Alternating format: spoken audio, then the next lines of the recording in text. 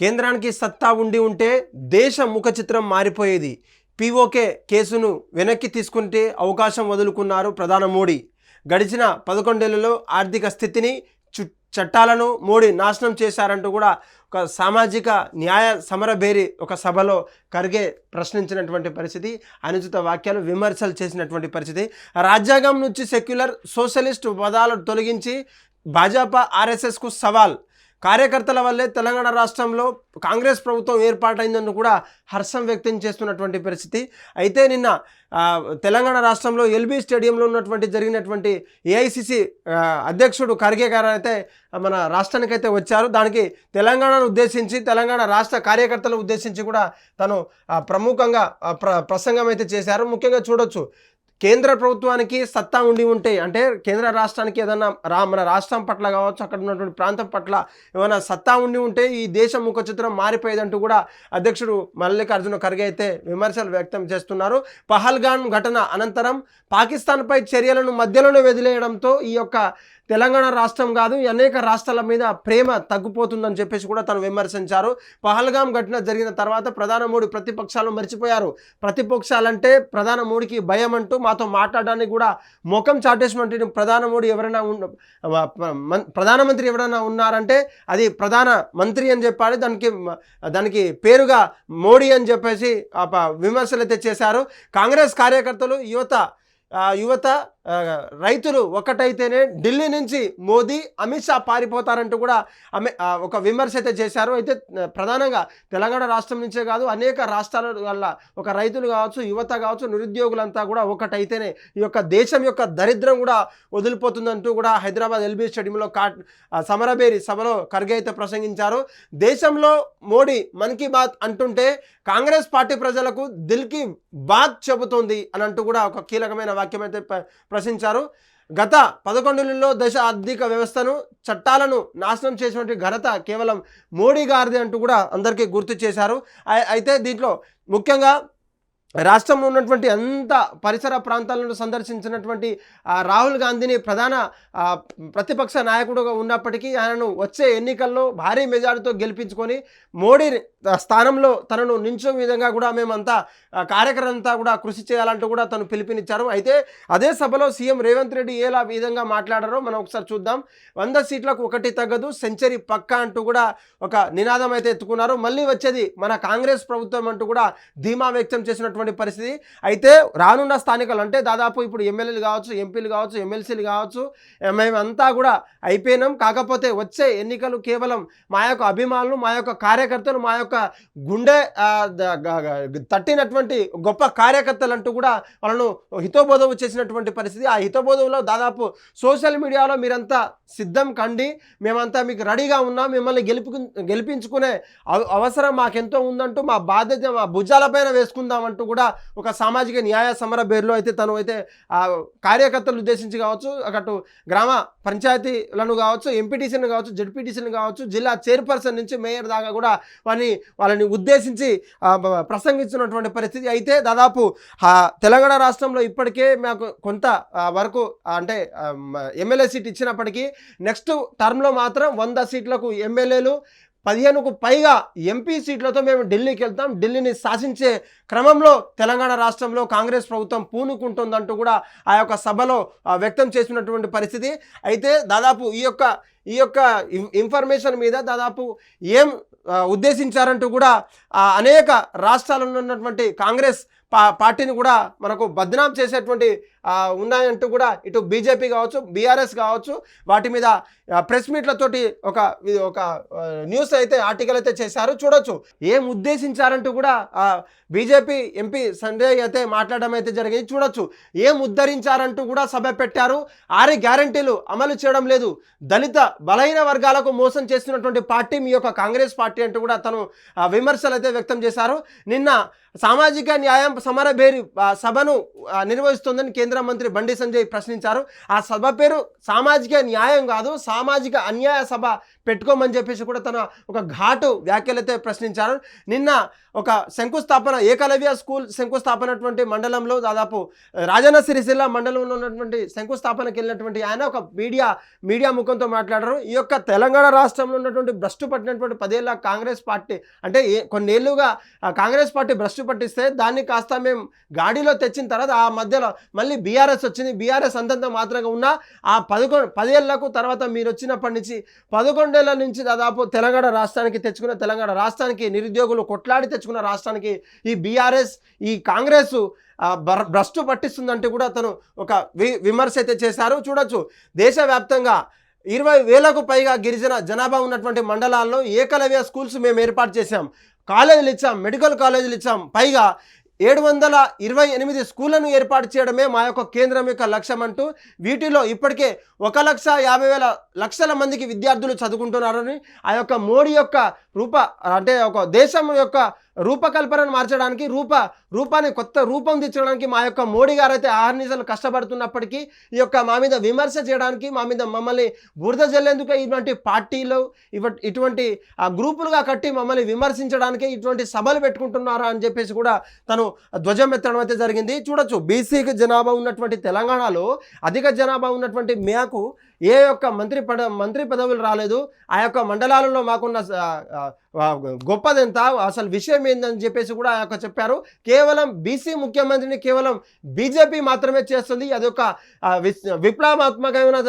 విప్లవాత్మకమైనటువంటి రూపం తెస్తామంటూ కూడా తను విమర్శనం అయితే జరిగింది. ముఖ్యంగా తెలంగాణ రాష్ట్రంలో బీసీలు ఎంతమంది ఉన్నా కూడా ఆ యొక్క క్యాబినెట్లలో మాకున్న హోదా ఏంటి, మాకున్న పరపతి ఏంటి, మాకున్న కార్యాచరణ ఏంటి కూడా మీరంతా మరిచారంటూ కూడా చెప్పడం అయితే జరిగింది. కేవలం బీసీల వైపు ఉన్న పార్టీ ఏదైనా ఉంటే కేవలం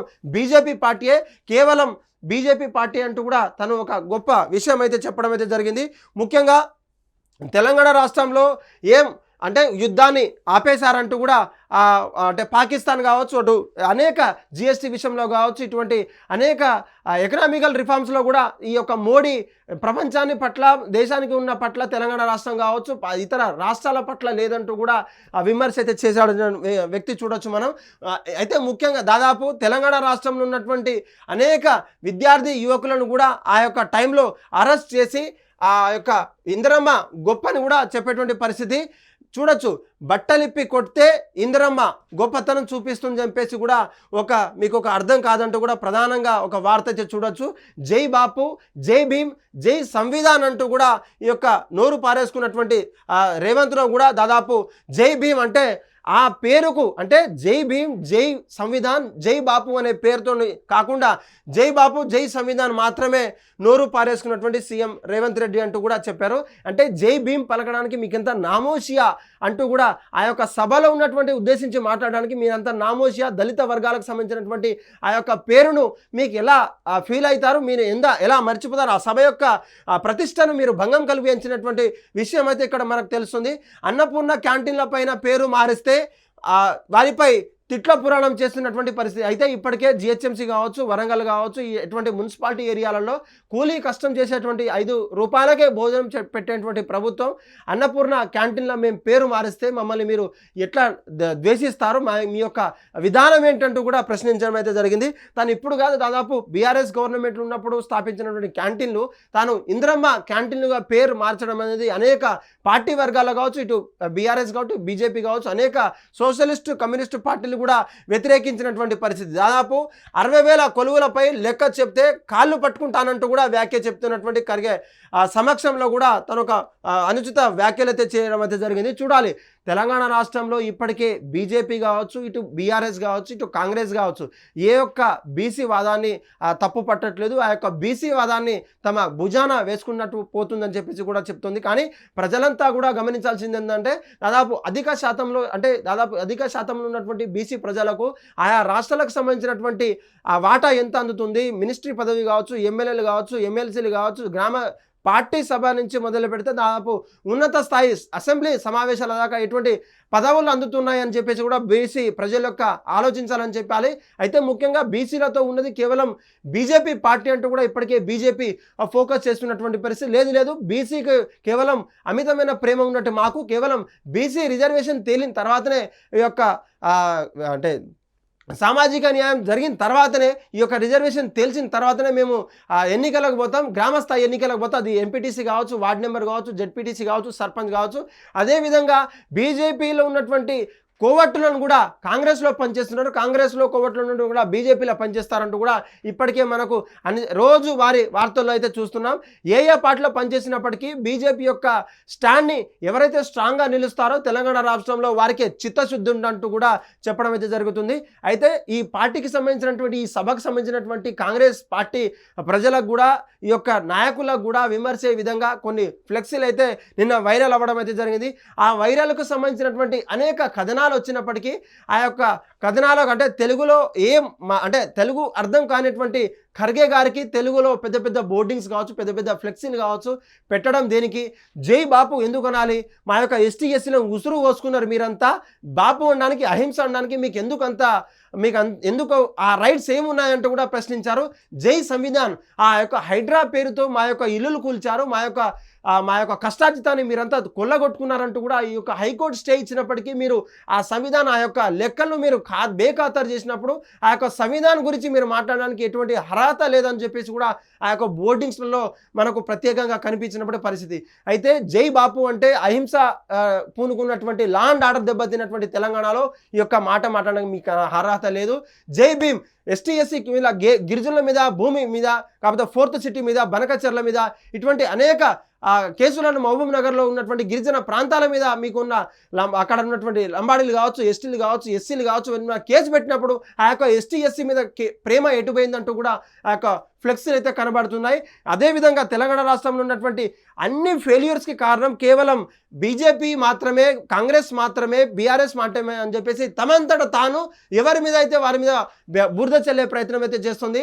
దాదాపు లంకె బిందెలు అనుకున్నటువంటి కాంగ్రెస్ ప్రభుత్వం తెలంగాణలో ఏదన్నా అప్పు పుడతలేదు, అప్పు అసలు ఇవ్వట్లేదు, ఒక దొంగను చూసినట్టు పరిస్థితి. కేవలం ఒక సంవత్సరంలో తెట్ట తేలిపోయిందా లేకపోతే ఇంకేమైనా కారణాలు ఉన్నాయంటూ కూడా ఖర్గే గారికి తెలియాల్సిన విషయం ఉంది. తెలంగాణ రాష్ట్రంలో ఉన్నటువంటి ప్రజలంతా కూడా అప్రమత్తమయ్యే సమయం ఇదంటూ కూడా ఆ యొక్క ఖర్గే గారు అయితే చెప్పారు. అయితే తెలంగాణ రాష్ట్రంలో బీజేపీకి ఎంత స్థానం ఇచ్చినప్పటికీ, దాదాపు ఎంపీలు ఇచ్చినప్పటికీ, ఎమ్మెల్యేలు ఇచ్చినప్పటికీ తెలంగాణ రాష్ట్రానికి ఏ ఒక్క డెవలప్మెంట్ పనులు కావచ్చు, ఆర్ఆర్ కావచ్చు, ఓఆర్ఆర్ సంబంధించినటువంటి రీజనల్ రింగ్ రోడ్ సంబంధించినటువంటి పేపర్లు కావచ్చు, ఇటువంటి మెట్రోకి సంబంధించినటువంటి కారిడార్ కావచ్చు, 4th సిటీ కావచ్చు, ఫార్మాసిటీ కావచ్చు, ఇటువంటి కారిడార్లకు ఒక్క నయా పైసా ఇవ్వాలన్నట్టు కేవలం గాడిద గుడ్డు ఇచ్చిందంటూ కూడా కాంగ్రెస్ ప్రభుత్వ నాయకులు చేస్తున్నప్పటికీ ఆ యొక్క విమర్శలు ఎటువంటి తేటతల్లం చేసే విధంగా మాత్రమే బీజేపీ నాయకులు వాళ్ళ మీద విమర్శ చేస్తుండడం అయితే జరుగుతుంది. మొన్నటికి మొన్న తెలంగాణ రాష్ట్రంలో బీజేపీ రాష్ట్రం నుంచి రావాల్సిన అంటే బీజేపీ కేంద్ర ప్రభుత్వం నుంచి రావాల్సినటువంటి మున్సిపాలిటీ పరిధిలో ఉన్నటువంటి కార్పొరేటర్లు కావచ్చు, మేయర్లు కావచ్చు, ఆయా రాష్ట్రాలకు సంబంధించినటువంటి ఆయా జిల్లాకు సంబంధించినటువంటి నాయకులంతా కూడా ఏకతాటి అయి మా యొక్క పార్టీ మెంబర్నే మీరు గెలిపించుకోవాలంటూ కూడా ఒక హితువు పలికినటువంటి సీఎం రేవంత్ రెడ్డి ఎంతవరకు ఫలిస్తుందో కూడా ఈ యొక్క సభ ద్వారా మనకు రానున్న రోజుల్లో తేట తెల్లమైపోతుందని ఈ యొక్క ఉద్దేశం అని చెప్పుకోవచ్చు. హిట్ టీవీ యాప్, ఇందులో short news, live news, entertainment shows, movies, digital magazines తో పాటు మీ జిల్లా వార్తలను కూడా ఫ్రీగా చూడొచ్చు. ఇంకెందుకు ఆలస్యం, వెంటనే హిట్ టీవీ యాప్ ని డౌన్లోడ్ చేసుకుని ఫ్రీగా ఎంటర్టైన్మెంట్ పొందండి. Hit TV app. Hit TV app. Please download hit TV app. Hit TV app ని ఫ్రీగా డౌన్లోడ్ చేసుకుని ఎంజాయ్ చేయండి. మీకు నచ్చిన ఎంటర్టైన్మెంట్ కోసం హిట్ టీవీ యాప్ ని ఫ్రీగా డౌన్లోడ్ చేసుకుని ఎంజాయ్ చేయండి. హిట్ టీవీ యాప్ ని డౌన్లోడ్ చేసుకుని ఆస్వాదించండి, ఆశీర్వదించండి. ఇంతమంది సెలబ్రిటీలు హిట్ టీవీ యాప్ ని డౌన్లోడ్ చేసుకోండి అని చెప్తున్నారంటే ఎంత మంచి యాప్ ఆలోచించండి. అమెరికా అమెరికా అమెరికా అమెరికాలో చదవాలనుకునే వాళ్ళకి విశ్వసనీయమైన పేరు మన శౌర్య కన్సల్టెన్సీ. UK లో 1 year masters, UK లో 1 year masters, 2 years work permit up to 5 years visa. Contact Saurya Consultancy. Contact 89851 89851.